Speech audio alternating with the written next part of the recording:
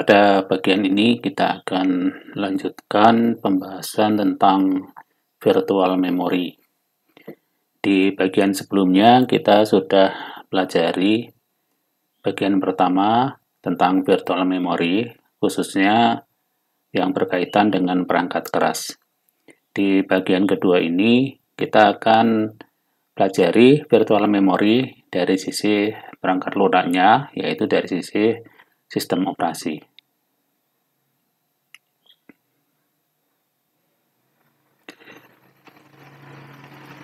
Seperti telah kita ketahui sebelumnya, bahwa tugas sistem operasi itu cukup banyak. Salah satunya adalah mengelola semua resource yang ada di dalam komputer. Salah satu resource yang perlu dikelola adalah penggunaan memori atau RAM. Kita tahu bahwa ukuran RAM di dalam komputer itu sangat terbatas, sehingga tidak memungkinkan semua program yang running itu di-load ke dalam RAM. Untuk itu, sistem operasi perlu melakukan cara agar dengan ukuran RAM yang terbatas tadi, aplikasi-aplikasi atau program yang akan di-running itu tetap bisa jalan. Salah satunya tentu dengan menggunakan teknik yang disebut dengan virtual memory. Nah, bagaimana sistem operasi mengelola virtual memory?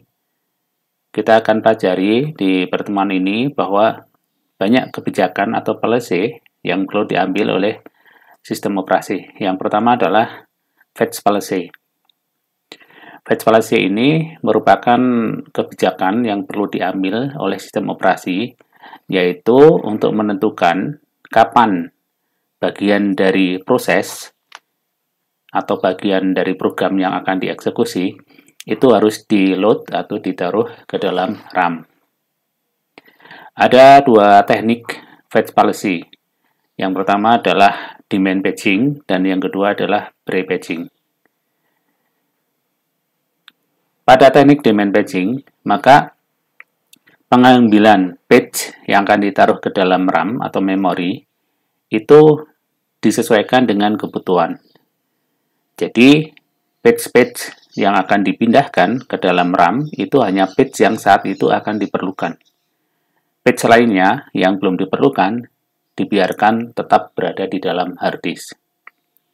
Kemudian, teknik yang kedua, pre-batching, ini berbeda dengan demand batching. Kalau pre-batching, ketika ada proses yang akan dijalankan, maka saat itu akan diambil sejumlah batch. Berapa jumlahnya tergantung decision dari desainer operating system di situ, ya. Apakah 5 batch, apakah 10, apakah 20, itu tentu ada pertimbangan tersendiri. Pada intinya adalah di teknik pre-batching, saat ada proses baru, maka di situ langsung diambil sekian batch. Pengambilan tentu tidak memperdulikan apakah seluruh batch yang diambil itu akan digunakan saat itu semua atau tidak.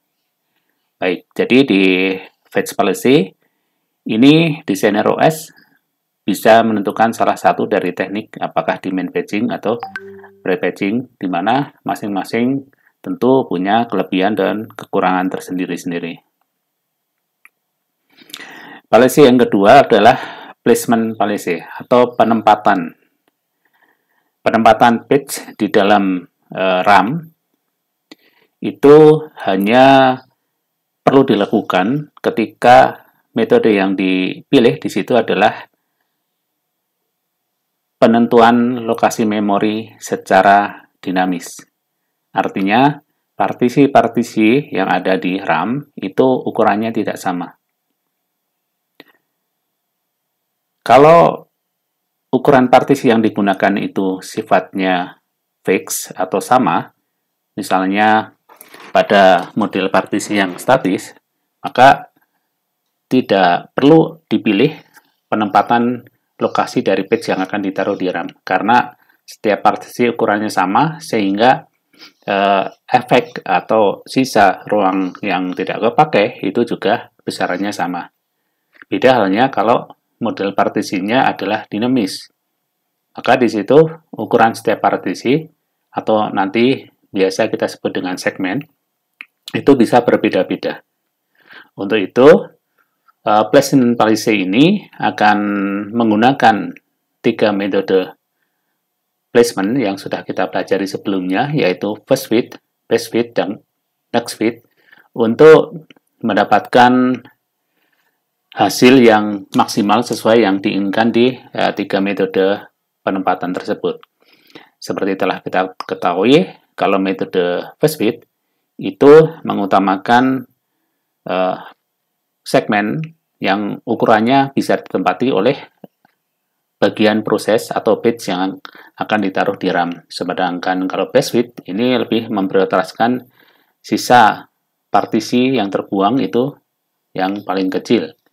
Sedangkan next fit itu adalah variasi dari metode first fit, di mana start awal dari pencarian segmen itu dimulai dari penempatan segmen terakhir kali ada, penempatan page terakhir kali ada di segmen yang mana. Oke, itu placement policy.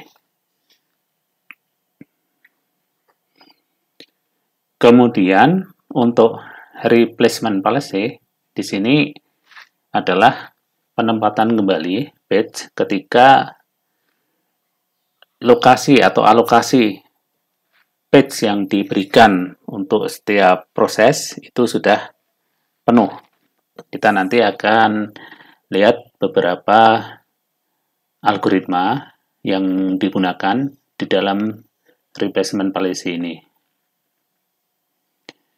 Jadi, replacement policy ini diambil khususnya adalah ketika kuota atau jatah penempatan page untuk setiap proses itu sudah terlampaui.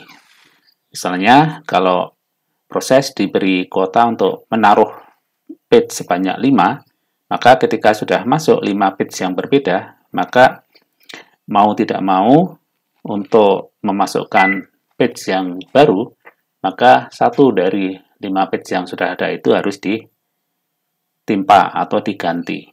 Nah, itu istilahnya dengan replacement. Di dalam penempatan kembali page, di situ bisa jadi ada page-page yang tidak bisa dipindahkan karena akan mengacaukan jalannya program tersebut. Biasanya page yang tidak dipindahkan itu adalah page-page yang menjadi acuan. Misalnya adalah page yang berkaitan dengan kernel sistem operasi atau struktur kontrol, buffer I/O, dan sebagainya, sehingga kalau itu letaknya dipindahkan, maka keberlanjutan dari proses tersebut bisa kacau atau bahkan tidak bisa dilanjutkan sama sekali. Baik, selanjutnya kita akan coba masuk ke algoritma yang akan digunakan untuk penempatan kembali page ketika alokasi page yang diberikan ke suatu proses sudah penuh. Yang pertama adalah algoritma optimal. Di dalam algoritma optimal, maka page yang akan diganti adalah page yang diperkirakan sudah tidak digunakan lagi, atau diperkirakan digunakannya kembali masih lama, atau diperkirakan letaknya di tabel page paling awal, lebih awal. Nah, di sini nanti kita akan coba eksplorasi karakteristik algoritma optimal ini dengan contoh sederhana. Namun, sebagai catatan bahwa metode optimal ini akan sangat sulit atau bahkan tidak mungkin untuk diimplementasikan karena dasar penempatan kembali di suatu page adalah hanya dari suatu perkiraan. Jadi tidak bisa dipastikan. Nah, sebagai ilustrasi, di sini misal alokasi atau kuota untuk suatu proses itu hanya ada 3 page saja, ya, untuk mempermudah contoh. Kemudian urutan nomor page yang diakses adalah 2, 3, 2, 1, 5, 2, 4, 5, 3, 2, 5, 2. Nah, kita akan coba telusuri bagaimana replacement page di dalam metode optimal ini. Baik, yang pertama adalah page nomor 2 diakses, maka dia langsung ditaruh di tabel page. Kemudian nomor 3 ditaruh di bawahnya. Kemudian page nomor 2 diakses lagi, maka di sini tidak terjadi perubahan apapun. Kemudian page nomor 1 diakses, sehingga kuota page yang jumlahnya hanya 3 itu sudah terisi penuh. Nah, perlu diketahui bahwa di bahasan ini kita akan gunakan istilah page fall yang nanti ditandai dengan huruf F. Itu mulai dihitung ketika kuota page itu sudah terisi penuh. Di contoh ini adalah jika 3 tempat ini sudah ada isinya semua, maka ketika nanti ada nomor page yang baru perlu masuk, maka disitulah baru dihitung terjadi page fall atau tidak. Oke, kita lanjutkan. Setelah page nomor 1 dimasukkan, datang page nomor 5 ini yang akan digunakan. Nah, ini page baru, belum ada di tabel page otomatis, ya. Kita harus mengganti salah satu dari 3 page yang sudah ada. Mana yang akan diganti? Nah, kita lihat ya, di urutan pengaksesan page yang akan diakses, ya. Di sini kita tidak lihat lagi ada page nomor 1. Jadi diperkirakan page nomor 1 tidak akan digunakan lagi. Maka page nomor 1 itu akan diganti dengan page nomor 5. Sehingga terjadi page fall. Kita tandai dengan menuliskan huruf F di bawah tabel. Berikutnya page nomor 2 diakses lagi. Page nomor 2 sudah ada sehingga tidak terjadi perubahan apapun. Berikutnya page baru nomor 4 ingin dimasukkan. Nah, ini menyebabkan terjadinya page fall. Kemudian page mana yang akan diganti? Nah, kita lihat di urutan page yang akan diakses berikutnya.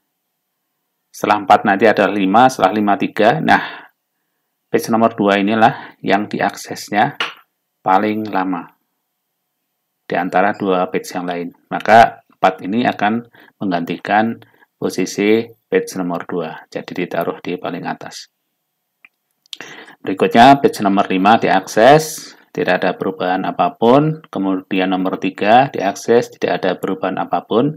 Nah, berikutnya page nomor 2 ini diakses kembali. Nah, kita lihat di sini page nomor 2 ini menggantikan page nomor 4. Kenapa nomor 4 yang diganti? Karena kita lihat di urutan pengaksesan berikutnya sudah tidak ada lagi page nomor 4. Oke, kalau nomor 5 ada. Jadi yang sudah tidak ada adalah page nomor 4 dan nomor 3. Kenapa yang diganti nomor 4? Karena diperkirakan page nomor 4 ini juga selain sudah tidak diakses, ini juga baru saja digunakan.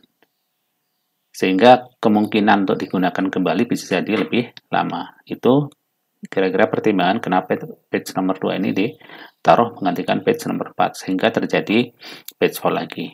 Kemudian page nomor 5 diakses, tidak ada perubahan. Dan terakhir page nomor 2 diakses, tidak ada perubahan. Sehingga untuk contoh kasus ini, metode optimal menghasilkan 3 kali page fall. Kemudian page fall rate adalah banyaknya terjadi page fall dibanding banyaknya pengaksesan. Namun jumlah banyaknya pengaksesan ini dihitung setelah tabel page-nya penuh. Nah, di sini jumlah pengaksesan totalnya adalah 1, 2, 3, 4, 5, 6, 7, 8. Jadi, page follow rate-nya adalah 3/8. Itu kira-kira contoh replacement page pada metode metode optimal.